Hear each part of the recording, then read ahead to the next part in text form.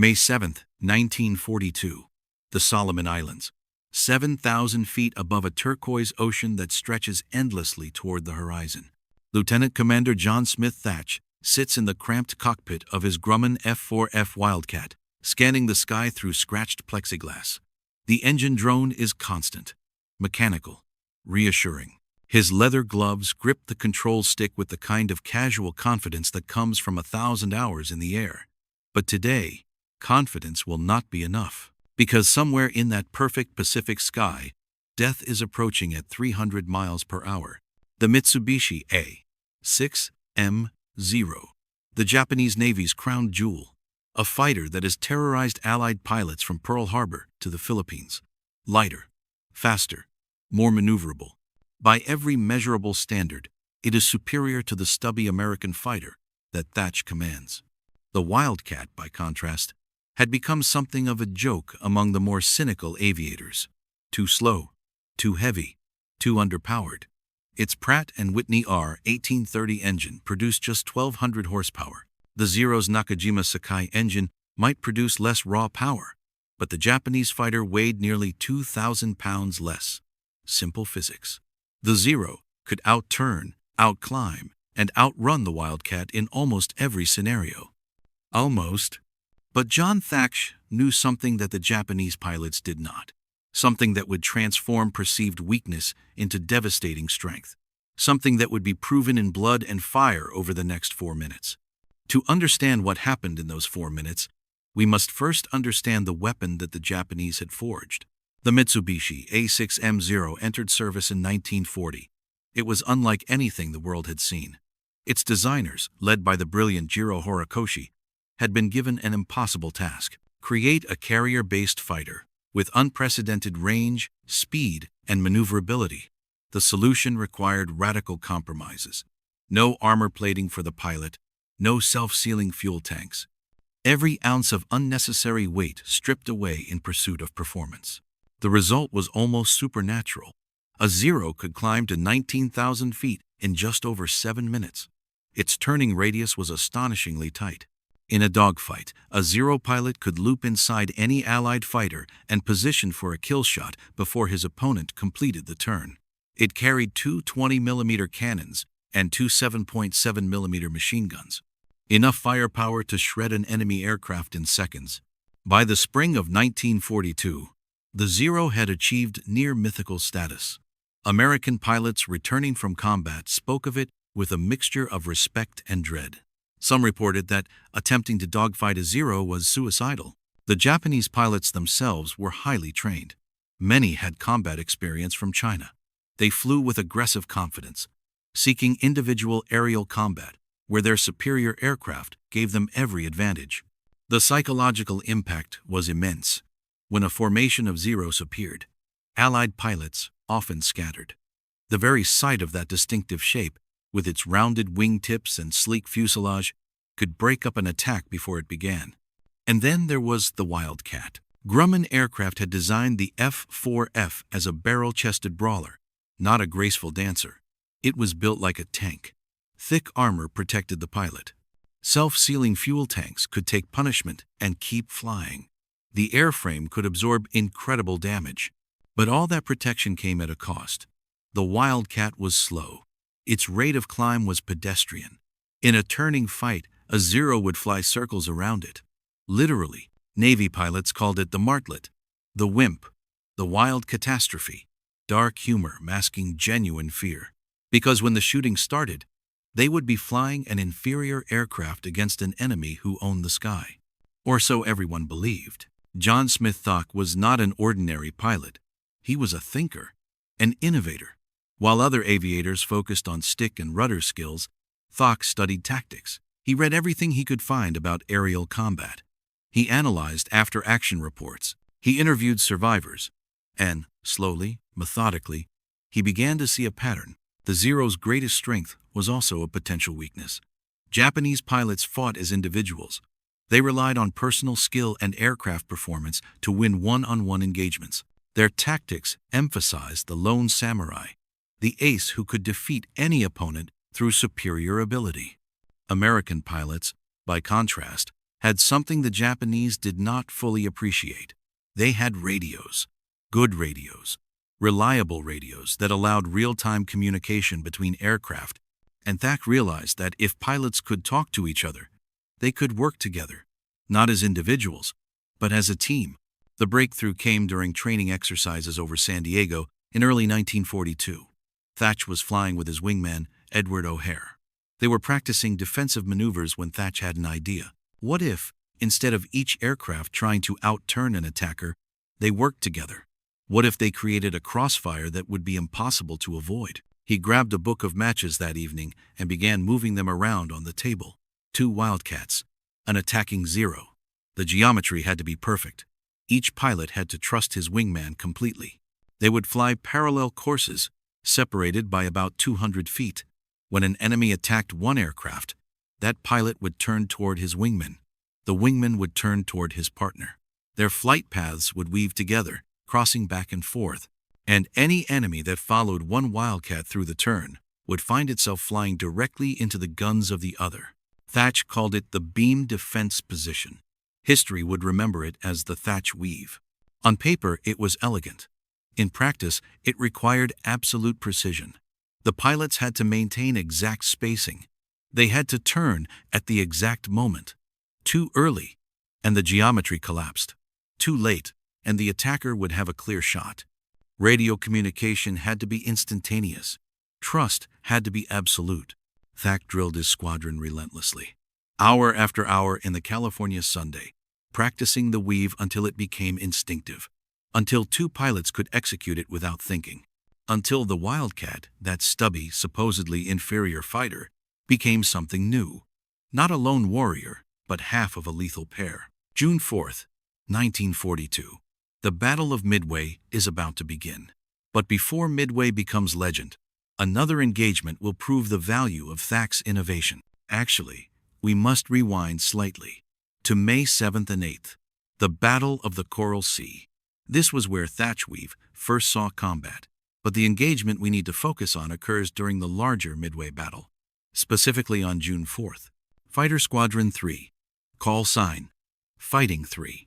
Commander John Thach, leading 6 F4F Wildcats from the USS Yorktown. Their mission: escort torpedo bombers attacking the Japanese carrier fleet. It is a death trap. Everyone knows it. Torpedo bombers are slow, vulnerable, flying low and straight to make their attack runs, perfect targets for the combat air patrol of Zeros that guard the carriers like circling sharks. At 10:25 in the morning, Thach's formation spots the Japanese fleet. 4 carriers arranged in a box formation, and rising to meet them, Zeros, lots of Zeros. The air explodes into chaos. Torpedo bombers press their attacks, flying into a hurricane of anti-aircraft fire and enemy fighters. Thach's 6 Wildcats try to protect them, but the numbers are overwhelming. Zeros swarm from every direction. The sky becomes a 3-dimensional chessboard of death. Tracer rounds arc through the air. Aircraft tumble toward the ocean, trailing smoke and flame. And then it happens. Thach and his wingman, Ensign Ram Dib, execute the weave. 2 Wildcats flying as one. A Zero dives on Dib from above. Dib calls it out and turns hard toward Thach. Thach turns toward Dib. Their flight paths cross. The Zero pilot, committed to his attack, suddenly finds himself staring at Thach's wing-mounted 50 caliber machine guns. A 2-second burst. The Zero disintegrates. Another Zero attacks Thach. Same response. Turn toward your wingman. Cross paths. The geometry is merciless. The second Zero tries to pull up, but Dib's guns tear through the engine. Smoke. Fire. Splash. The other Wildcat pairs see it working. They execute their own weaves. The tactical situation reverses in seconds. The supposedly superior Zeros are flying into pre-planned kill zones. The Wildcat pilots are not trying to outturn their enemies. They are setting traps, using the Zero's aggressiveness against itself. 4 minutes. That is how long the engagement lasts. 4 minutes of pure geometric violence. When it ends, the sky around the Japanese carriers is littered with burning wreckage. 21 Zeros destroyed or damaged. 6 Wildcats have accomplished what should have been impossible. Not through superior performance, not through individual heroism, but through teamwork, through tactics, through thinking, instead of just reacting. Let us pause the narrative and examine the mechanics of what just occurred, because this is not simply a story about a lucky day or exceptional pilots. This is a case study in how intelligent design can overcome material disadvantage. The Thach Weave succeeded because it exploited specific characteristics of both aircraft. The Wildcat was stable. It could maintain precise formation flying even under combat stress. Its heavy weight, normally a disadvantage, provided a stable gun platform. When a Wildcat pilot pulled the trigger, those 650 caliber machine guns delivered devastating accuracy. The Zero, meanwhile, excelled in individual maneuvering, but the Weave forced Zero pilots into a scenario where individual skill became irrelevant. The geometry of the tactic meant that pursuing one Wildcat inevitably exposed the attacker to the other. It was not a matter of outflying the trap. It was a matter of physics. You cannot be in two places at once. You cannot shoot at one target while another shoots at you from your blind spot. Radio communication was crucial. American VHF radios allowed real-time coordination. Japanese radios were less reliable, and their tactical doctrine emphasized visual signals and individual initiative. The Weave required constant verbal communication. "Break right. On your 6. Got him." Each transmission was brief, but the cumulative effect was a shared tactical awareness that no single pilot could achieve alone. The psychological impact on Japanese pilots was profound. They were accustomed to aggressive, individualistic combat. The American tactic confused them. When they attacked, they expected their targets to run or to attempt defensive turns. Instead, Wildcat pairs moved toward each other, creating crossing fire lanes that seemed to materialize from nowhere. The aggressive hunter suddenly became the hunted. Within weeks, reports of the tactic spread through American fighter squadrons across the Pacific. Pilots added their own variations.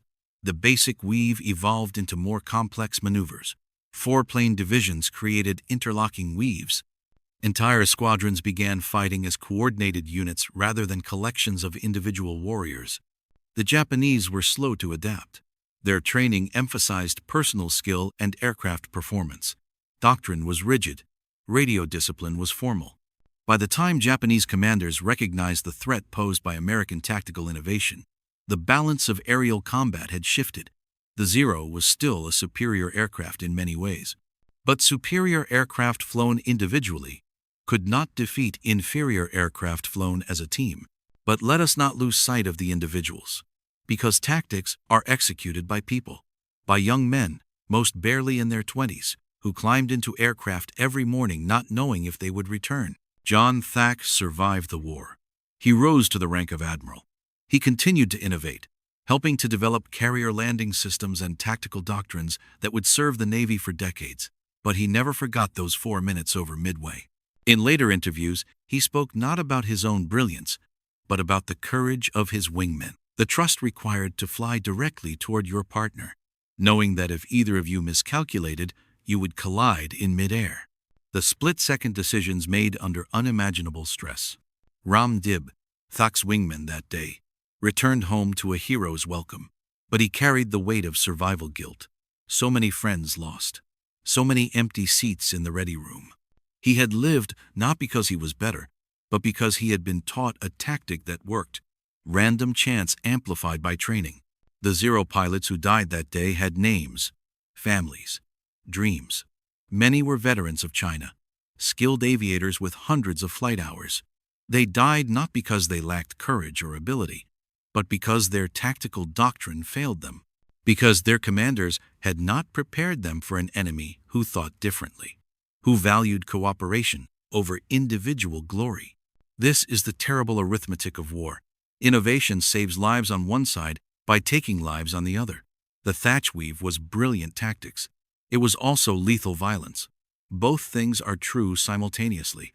We cannot celebrate the tactical achievement without acknowledging the human cost. The Wildcats' moment in history was brief. By 1943, newer fighters like the F4F Wildcat and the F4U Corsair were replacing it. These aircraft combined the Wildcat's ruggedness with superior performance. They could match the Zero on its own terms, The Wildcat was retired to secondary duties, training, escort carriers, anti-submarine patrol. But the lessons of the Thach Weave endured. Modern fighter tactics still emphasize mutual support. The wingman concept that Thach pioneered is now fundamental to every air force in the world. Fighter pilots train extensively in formation flying and coordinated attacks. The technology has changed. The aircraft are supersonic. The weapons are missiles rather than guns. But the principle remains. Two aircraft working together are more than twice as effective as two aircraft working separately. The Wildcat itself deserves more recognition than history has granted. It was not glamorous. It never achieved the fame of the Mustang or the Spitfire. But it held the line during the darkest days of the Pacific War. It equipped the carriers at Coral Sea, Midway, and Guadalcanal. It provided air cover for the Marines waiting ashore at a dozen blood-soaked beaches. It was the fighter that was available when it mattered most. 7,905 Wildcats were built. They served with the U.S. Navy, the Marines, the Royal Navy's Fleet Air Arm. They shot down over 1,300 enemy aircraft. The kill ratio varied by theater and time period, but skilled pilots, using proper tactics, achieved remarkable success rates. And always, there was the weave. The simple geometric pattern that transformed disadvantage into victory. A testament to the power of human creativity in the face of material limitation. Sunset over the Pacific. 79 years after those 4 minutes over Midway, the ocean looks the same. Blue-green waters, reflecting golden light. Peaceful, beautiful, hiding the wrecks that rest on the bottom 3 miles down. Zeros and Wildcats, Japanese and American, all equal now in the democracy of death. What is superiority? We measure it in horsepower and wing loading, in rate of climb and turning radius. We compile specifications and declare winners. The Zero was superior on paper. Everyone agreed. The experts, the analysts, the pilots themselves. But paper cannot capture the full complexity of combat. Speed means nothing if you are flying into a crossfire. Maneuverability becomes irrelevant if your opponent is not trying to outturn you. Individual skill fails against coordinated teamwork. John Thach understood this. He looked at his inferior fighter and saw not limitations, but possibilities. He asked the right question. Not, how can I make my aircraft better? But, how can I use what I have more effectively? The answer transformed aerial warfare.